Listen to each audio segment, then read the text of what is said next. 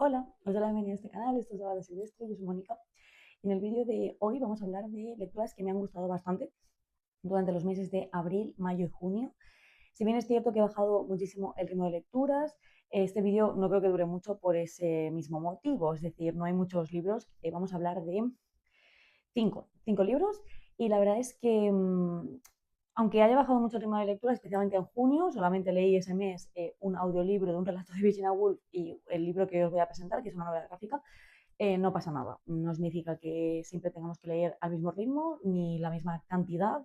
Y esto también me lo tengo que recordar a mí misma. Creo que este año es el primer año en el que estoy soltando bastante ese tema. O sea, que es como solo leo lo que puedo cuando puedo y cuando me apetece o es posible. Así que si vengo a hablar de menos libros o si he leído menos, pues yo mismo me tengo que recordar que no pasa nada.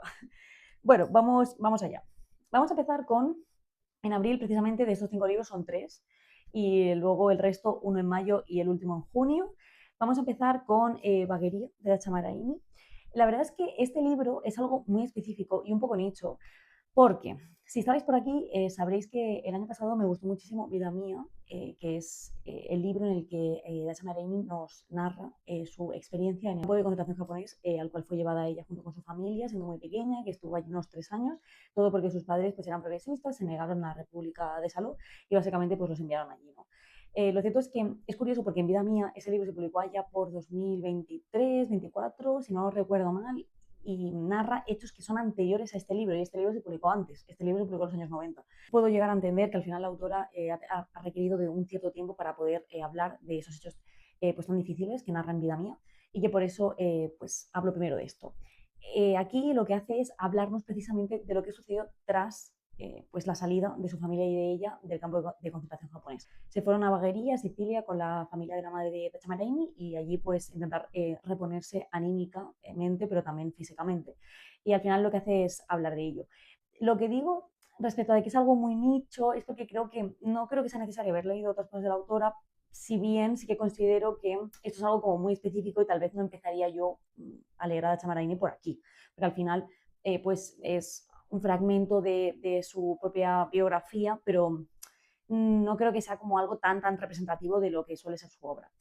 No obstante, sí que hay una cierta honestidad y muchísima generosidad por su parte de hablarnos de ciertos temas que son incómodos y que son difíciles y que ella aquí los plasma y solo por eso valía la pena de incluirlo en este vídeo, porque creo que Baguería es algo, no sé si exactamente sería como una obra menor dentro de su, de su obra completa, no lo sé, pero no lo veo tan a menudo, no lo veo mencionado pues continuamente y yo sí que siempre quiero traer como esos pequeños libros de autores que me gustan y que yo sí que leo, por lo que sea, porque me obsesiona pues la narrativa de esta autora y creo que era interesante igualmente traerlo, a pesar de que, como digo, creo que para empezar con la autora pues igual no es lo mejor, esto al final para mí ha sido como una continuación de la obra que voy leyendo, que intento leer pues poco a poco todo lo que se ha publicado.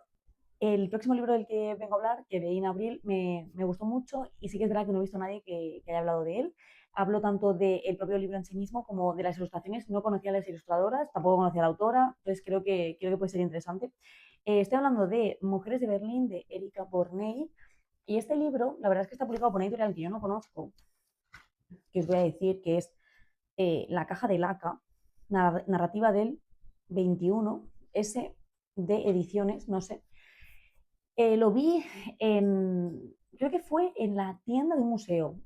Y mi pareja, mi novio estaba conmigo, básicamente, se lo apuntó y entonces me lo regaló para San Jordi. Yo le había pedido este libro para San Jordi, que verde era mi valle, y entonces me regaló este también de sorpresa y me hizo mucha ilusión.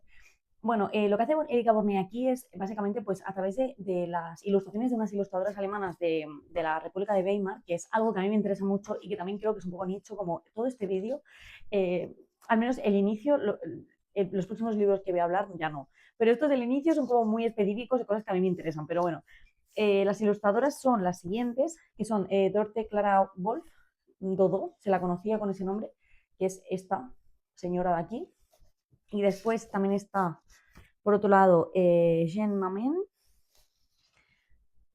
las dos pues eran berlinesas, ¿no? Sí, las dos eran de Berlín y pintaron pues una serie de ilustraciones preciosísimas que a mí me encantan. No sé si son art deco, yo creo que no, pero son como muy características de la época, ¿no? Como muy años 20, muy mi estilo en ese sentido, de cosas que me gustan. Y aquí os voy a enseñar unas cuantas.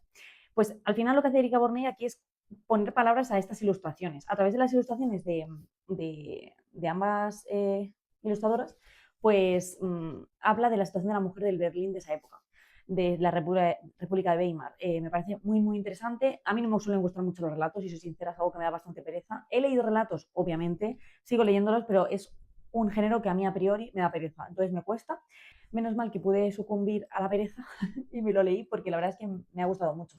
Al final, pues eso, son una serie de relatos que tratan sobre la vida de las mujeres del Berlín de ese momento, tanto de diferentes estratos sociales como orígenes, vidas, ocupaciones, y me gustó mucho, mucho, mucho, mucho, y es que me encantó que ese relato pues fuera siempre acompañado de una ilustración de este estilo, porque a mí visualmente me entra por el ojo y me gusta muchísimo. Este libro me ha encantado, o sea, creo que ha sido una joyita que he podido encontrar y que me he topado así de sorpresa y lo recomiendo mucho. El próximo libro es un clásico, por lo tanto ya no es libro nicho. Estoy hablando de Los Pazos de Ulloa, de Emilia Pardo Bazán, y es un libro que leí de manera conjunta con Marta, la antigua lectora, y fue un placer leerlo con ella porque al final las aportaciones siempre son mucho más interesantes cuando las puedes comentar, ¿no? Y puedes hablar con otra persona sobre el libro y no solamente cuando lo haces de manera pues, solitaria. La verdad es que este libro yo tenía mucho miedo, es probablemente uno de los libros que más respeto me daba a la literatura española, o sea, creo que tengo un gran vacío en la literatura española a momentos, ¿no? En sectores concretos, y este libro pues me estaba persiguiendo durante pues, mucho tiempo. La verdad es que este año me había propuesto leer 3 libros que considero que llevaban mucho tiempo pues en mi tibiar, que eran Los Pazos de Ulloa, Ensayo sobre la ceguera, de José Saramago, que estamos en ello con la lectura, y Los recuerdos de porvenir, de Elena Garro, que todavía no he leído. En principio, pues tenía palabrado con Jorge de Atrapado en Comala poder leerlo conjuntamente en algún momento. Así que bueno, al final estos 3 libros, que para mí eran la triada de libros pendientes este año, pues curiosamente los estoy leyendo de manera conjunta, porque Ensayo sobre la ceguera pues lo estoy leyendo con Mariana de Bonito Libro. Así que creo que me ayuda bastante el poder desempolvar estos libros leyéndolos de manera conjunta, ¿no? Y así fue con Los Pazos de Ulloa. La verdad es que creo que el gran acierto para mí ha sido el poder encontrar una edición que tuviese pues, glosario. Como veis aquí, en los márgenes, pues una serie de expresiones, galleguismos que yo pues tal vez no podía como traducir sola o poder, aunque sea por el contexto, ¿no? Pero hay momentos en los que me puedan costar. A pesar de que, bueno, yo me defiendo con el portugués de Portugal, pero aún así no considero que yo pudiese haber leído, yo creo que este libro sin el glosario de manera plena, y me ayudó muchísimo, pues porque también hay expresiones de la época que ya no se usan, ¿no? Como todo tipo de expresiones arcaicas que ya no, que están en desuso. Así que en ese sentido, muy bien, muy contenta con mi edición. No obstante, debo decir que creo que está descatalogada, es la edición de Clásicos de Santillana, y es una pena porque está genial. Se nota muchísimo que es de instituto, que es para leerlo de manera académica, pero muy accesible pues, a los alumnos, ¿no? de la ESO, me imagino, o bachillerato. Bueno, Los Padres de Ulloa trata sobre, me imagino que lo sabréis, sobre las peripecias que vive Julián, que es un cura, que es mandado a Los Pazos de Ulloa, ¿no? Los Pazos es ese tipo de finca gallega, en este caso en la Galicia rural del siglo XIX. Es enviado allí este cura pues, para poder gestionar una serie de asuntos, y Los Pazos, pues el dueño de los mismos es el Marqués de Ulloa. El Marqués de Ulloa es un tío tiránico, absolutamente violento y terrorífico, y al final pues él lo que hace es imponer su autoridad pues, a las personas que están a su alrededor, tanto a criados como personas que aparecerán pues en un futuro en su vida. No quiero decir mucho más. Sí que me parece como muy interesante que trata temas pues que en la época no se ponían sobre la mesa, pues ya sea la violencia doméstica, la violencia de género, etcétera, etcétera. Y creo que es un libro que solo por eso vale mucho la pena. Yo no había leído, creo que prácticamente nada del naturalismo, si no recuerdo mal, y pensaba que me iba a costar mucho más, pero es verdad que esta edición pues tiene una buena introducción y un prólogo, entonces es también interesante pues poder conocer más, ¿no? Del movimiento. Y también me di cuenta al terminar el libro que hay que leerse la madre naturaleza para poder conocer bien pues, el destino de muchos de estos personajes. Pero no sé, ya veré si el año que viene pues me animo o no. Aún así, pues debo decir que es un libro que estoy muy contenta, ha sido un gran hito lector de este año y que además me ha encantado porque considero que se va al top de mejores lecturas. No me lo esperaba, la verdad. Pensaba que iba a ser un libro absolutamente tedioso y que no me iba a gustar nada, pero no ha sido así. Seguimos con Mayo, el librito que vengo a presentar es Secretos de Mara Maía. Este libro la verdad es que lo comenté muy brevemente respecto a su autora, ¿no? En el vídeo de Balance de Lector de mitad de año, que comenté que me había gustado mucho esta escritora. Es cierto que es una escritora que yo no he visto, desgraciadamente, como en librerías de manera así como muy habitual. Entonces es un libro que he tenido como que encargar porque no lo encontraba en físico. No solamente tiene este, sino que tiene otros dos que también conforman una especie de trilogía de la guerra civil, lo cual me parece súper interesante, un tema que a mí me interesa siempre.